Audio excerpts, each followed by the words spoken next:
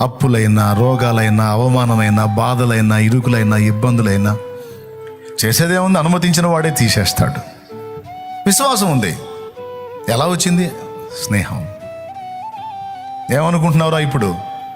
ఏమనుకుంటాను ప్రభా, ఇంక వేరేది ఏమనుకుంటాను? నువ్వు ఉన్నావుగా. నీ చిత్తం లేకుండా వచ్చింది ఏదైనా. నీ చిత్త ప్రకారం నువ్వు అనుమతిస్తే దాన్ని నువ్వే నా ఆశీర్వాదంగా మారుస్తావు కదా. నా కీడు కోరేవాడు అయితే కావు కదా. నాకు తెలుసులే, నేనేం భయపడను అనే డైలాగ్ ఉంటుంది. ఎక్కడ? హృదయంలో ఉంటుంది.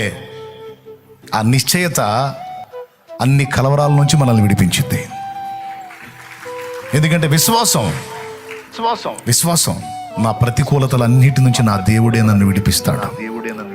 ఎందుకంటే నేను ఆయనతో నడుస్తున్నాను, ఆయన ఏందో నాకు తెలుసు.